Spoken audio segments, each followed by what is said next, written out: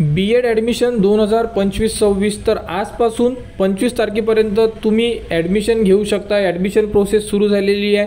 तर फ्रीज आणि बेटरमेंट कसे करायचे या संदर्भात आपण live step by step process या व्हिडिओमध्ये बघणार आहे। तर सर्वप्रथम B.Ed ॲडमिशन 2025-26 च्या साईडवर या आणि ज्या विद्यार्थ्यांचे नंबर लागलेले आहे ते विद्यार्थी त्यांचा प्रवेश घेऊ शकतात 25 तारखेपर्यंत। आणि आज उद्या आणि परवा तिन्ही दिवस सुट्टी नाही आहे, कॉलेजेस सुरू आहे। तुम्ही कॉलेजला जाऊन ॲडमिशन घ्या। विचार करू नका की आज पोळा आहे, संडे आहे, असं काहीच नाही आहे। ॲडमिशन प्रोसेसमध्ये सुट्टी नसते। तुम्ही कोणत्याही वेळेस कॉलेजला जाऊ शकता, त्यांचा जोही टाईम पिरियड आहे त्या टाईम पिरियडमध्ये। तर बघू शकता सर्वप्रथम तुम्ही साईडवर या। साईडवर आल्यानंतर आपल्याला करून घ्यायचं आहे लॉगिन। तर कॅन्डिडेट लॉगिनला क्लिक करून आपल्याकडे ID आहे, पासवर्ड आहे, ID टाकून पासवर्ड टाकून आपल्याला लॉगिन करून घ्यायचं आहे। आणि ज्याही विद्यार्थ्यांचे नंबर लागलेले नसेल, ज्यांनी ऑप्शन फॉर्म भरलेले आहे, तोच ऑप्शन फॉर्म तुमचा कॅप राऊंड 2 साठी पकडण्यात येणार आणि कॅप राऊंड 2 चे अलॉटमेंट लागल्यानंतर तुम्हाला त्यामधून कॉलेजेस मिळू शकतात। तर बघा लॉगिनच्या पेजमध्ये ID टाका, तुमच्याकडे ईमेल ID आहे, पासवर्डसुद्धा आहे तुमच्याकडे आणि त्यानंतर साइन इनला क्लिक करा। साइन इनला क्लिक केल्यानंतर आपण आपल्या प्रोफाईलमध्ये इन्सर्ट झालेलो आहे। यामध्ये संपूर्ण डिटेल्स तुम्ही बघू शकता। ऑप्शन फॉर्म कन्फर्म आहे, डॉक्युमेंट्स यांच्या डॉक्युमेंट्समध्ये काहीतरी इश्यू होता, तो निघाला नाही, त्यामुळे त्यांना आता कॉलेजला जाऊन बघावं लागेल की कॉलेजवाले काय बोलतात। तर त्यानंतर त्यांनी ELCTचा इंग्लिश मीडियमचं एक्झाम दिलेली होती, परंतु त्यांनी तो फॉर्म भरलेला नाही आहे।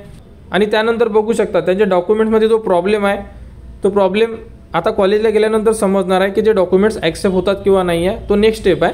त्यानंतर कॉलेज बघा राऊंड 1 आहे, ते कॉलेजचे नाव आहे। यामध्ये अजून त्यांनी सीट ॲक्सेप्ट केलेली नाही आहे, पेमेंटसुद्धा केलेलं नाही आहे आणि ॲडमिशनसुद्धा झालेलं नाही आहे। अशाबद्दल संपूर्ण माहिती तुम्ही स्क्रीनवर बघत आहे, तुम्हाला सुद्धा येत असेल।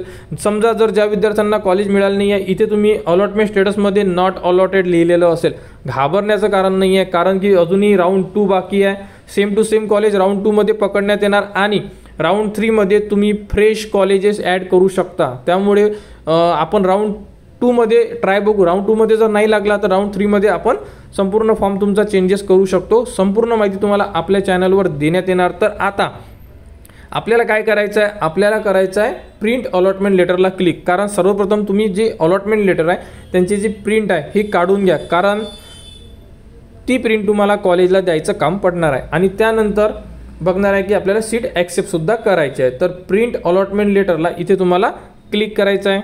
क्लिक केल्यानंतर बघू शकता तुम्ही राऊंड 1 अलॉटमेंट लिस्ट, इथे संपूर्ण माहिती, इथून तुम्ही प्रिंट अलॉटमेंट लेटरला क्लिक करू शकता। त्यानंतर कोणत्या नंबरचं कॉलेज लागलं बघा, प्रिफरन्स 2 नंबरचं कॉलेज लागलेलं आहे, 1 नंबरचं लागलेलं नाही आहे। या विद्यार्थ्याला चान्स आहे की तो विद्यार्थी बेटरमेंट ऑप्शन चूज करू शकतो। जर 1 नंबरचं कॉलेज पाहिजे असेल तर 1 नंबरसाठी ट्राय करू शकतो। आणि जर ॲडमिशन घ्यायची असेल तर या 2 नंबरच्या कॉलेजला जर प्रवेश पाहिजे असेल तर तुम्ही डायरेक्टली प्रवेशसुद्धा घेऊ शकतात। कोणत्या विद्यार्थ्याला 5 नंबर जरी लागलेला असेल तरी त्याला ॲडमिशन घ्यायची असेल तर घेऊ शकते। असं नाही कंपल्सरी की तुम्ही बेटरमेंट कराच। बेटरमेंट हे ऑप्शन एक्स्ट्रा आहे, तुम्हाला जर करायचं असेल, ट्राय करायचं असेल, एखादा राऊंड ट्राय करायचं आहे, घ्यायचं असेल तर तुम्ही करू शकता। त्यानंतर सेकंड नंबरला क्लिक करा। बघू शकता इथे अजूनपर्यंत आपण सीट ॲक्सेप्ट केलेली नाही आहे। यामध्ये 2 ऑप्शन आहे, फ्रीज आणि बेटरमेंट। तर सर्वात इम्पॉर्टंट पार्ट आपण आता सेकंड स्टेपला आलेलो आहे। पहिल्या स्टेपमधून आपण अलॉटमेंट लेटर काढलेला आहे। इथे सर्वात इम्पॉर्टंट पार्ट आहे, कॉलेज कोणत्या नंबरचं आहे, 2 नंबरचं, म्हणजे बेटरमेंट ऑप्शन आहे। ज्यांना 1 नंबरचं कॉलेज लागलेलं असेल त्यांना हे ऑप्शन नाही आहे बेटरमेंटचं, डायरेक्ट फ्रीजचं ऑप्शन किंवा ऑटो फ्रीजचं ऑप्शन असेल, म्हणजे डायरेक्टली त्यांचं कॉलेज हे लॉक झालेलं आहे। लॉक म्हणजे त्यांना ॲडमिशन घ्यावीच लागेल, कंपल्सरी आहे। कारण 1 नंबरचं जर कॉलेज मिळालं तर ॲडमिशन 100% घ्यावीच लागते, किंवा तुम्ही ती ॲडमिशन तुम्हाला कॉलेजकडून रिजेक्ट झाली पाहिजे तरच तुम्ही थर्ड राऊंड भरू शकता। मी परत हेच सांगतोय की असं करू नका की तुम्हाला 1 नंबरचं कॉलेज मिळालेलं आहे आणि आता काहीच करायचं नाही, करावं लागेल। कारण तुम्ही जर स्वतः काही केलं नाही तर तुम्ही यावर्षी B.Edसुद्धा करू शकणार नाही आहे।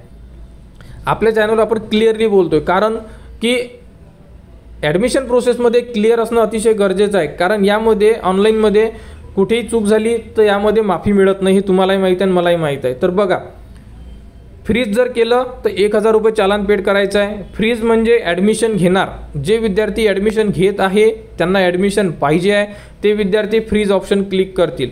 क्लिअर। सेकंड ऑप्शन बेटरमेंट, ज्या विद्यार्थ्यांना 1 नंबरचं कॉलेज सोडून 2, 3, 4, 5, 6, 7, 8, 9, 10 कोणतेही कॉलेज मिळालेलं असेल तो विद्यार्थी बेटरमेंट ऑप्शन चूज करणार। त्या विद्यार्थ्याला सुद्धा 1000 रुपयाचं चालान पेड करायचं आहे. म्हणजे 1000 रुपये चालान पेड करणंच आहे तुम्हाला वन टाईम. एकाच राऊंडला जर तुम्ही पेड केलं तर तुम्हाला शेवटच्या 3ऱ्या राऊंडपर्यंत 1ही रुपया पेड करायचं काम पडणार नाही आहे. कोणता विद्यार्थी या राऊंडमध्ये नंबर लागलेला नाही आहे तो विद्यार्थी सेकंड राऊंडला 1000 रुपयाचं चालान पेड करेल. म्हणजे 1000 रुपये आपल्याला BEdला देणेच आहे आणि हे 1000 रुपये तुमचे कुठेच पकडण्यात येणार नाही. ही जी प्रोसेस चालू आहे या प्रोसेसची फी म्हणून ते पकडण्यात येणार आहे. ॲडमिशनमध्ये सुद्धा ते पैसे मायनस होत नाही, कारण भरपूर साऱ्या विद्यार्थ्यांच्या कमेंट्स आलेल्या होत्या. परंतु असं काहीच नाही आहे. ॲडमिशन फी वेगळी आणि हे 1000 रुपये वेगळे. तर आता ज्या विद्यार्थ्यांना बेटरमेंट करायचं आहे तो विद्यार्थी बेटरमेंट करेल, त्याला कुठेही जायची गरज नाही आहे. सेकंड राऊंडसाठी तो वेट करेल की अलॉटमेंट कधी येणार. परंतु बेटरमेंट केल्यानंतर तुमच्याकडे सीट ॲक्सेप्ट करण्याचं जे लेटर आहे जिथून डाउनलोड होते ते असणं गरजेचं आहे. ठीक आहे. तर ॲडमिशनवाले फ्रीज करा, 1000 रुपये चालान पेड करा. इथून तुम्ही लेटर डाउनलोड होऊन जाईल तुमचे आणि 1000 रुपये चालानची रिसिप्टसुद्धा येऊन जाईल. ती रिसिप्ट घ्या, ॲक्सेप्टन्सचं लेटर घ्या आणि अलॉटमेंट लेटर आणि बाकी डॉक्युमेंट लिस्ट तर आपण दिलेलीच आहे. ती डॉक्युमेंट लिस्ट या व्हिडिओच्या डिस्क्रिप्शनमध्ये आहे. ती डॉक्युमेंट लिस्ट घ्या, हे संपूर्ण जे आता सांगितलेले डॉक्युमेंट्स आणि आपल्या कॉलेजला व्हिजिट करा आणि आपली ॲडमिशन प्रोसेस कंप्लीट करा. त्यानंतर जे विद्यार्थी बेटरमेंट करतील त्यांना मी आताच सांगितलं आहे, बेटरमेंटसाठी पैसे पेड करून टाका आणि तुमच्याकडे डॉक्युमेंट्स ठेवा आणि आपण सेकंड जे राऊंड आहे त्याचे अलॉटमेंट लागेल तोपर्यंत वेट करणार. त्यानंतर जर तुम्हाला बेटर कॉलेज मिळालं तर ठीक, नाहीतर तुम्ही जे कॉलेज लागला हे तर तुम्हाला मिळणार आहे. तर अशाबद्दलची ही एक अपडेट आहे. यामध्ये कोणाला कुठेही अडचण असेल तुम्ही कमेंट्स करा, कमेंट्सवर तुम्हाला माहिती मिळून जाणार. आणि BEd ॲडमिशन 2025-26 जीही पुढील अपडेट येईल ती तुम्हाला आपल्या चॅनलवर देण्यात येणार. त्यासाठी आपल्या चॅनलच्या कनेक्टमध्ये राहा, चॅनलला सबस्क्राईब करून ठेवा. टेलिग्राम चॅनलसुद्धा तुम्ही जॉईन करून ठेवा, जेणेकरून संपूर्ण ज्या अपडेट आहे तुमच्यापर्यंत पोहोचल्या पाहिजे. आणि इम्पॉर्टंट अपडेट म्हणजे ज्या विद्यार्थ्यांचे नंबर लागलेले नाही आहे, नॉट अलॉटेड असेल, त्यांनी वेट करा. राऊंड 2 मध्ये आपल्याला कॉलेज टाकायचे नाही आहे, आता डायरेक्टली अलॉटमेंट लागणार आहे. अलॉटमेंट कधी लागेल याबद्दलची माहिती तुम्हाला आपल्या चॅनलवर देण्यात येणार. आणि ज्या विद्यार्थ्यांनी राऊंड 2 मध्ये सुद्धा नंबर लागले नाही, 1 मध्ये लागले नाही, तो विद्यार्थी राऊंड 3चा फॉर्म भरू शकतो. राऊंड 3 मध्ये आपण कॉलेजेस ॲड करू शकतो, फॉर्मसुद्धा एडिट करू शकतो, संपूर्ण माहिती आपण एडिट करू शकतो.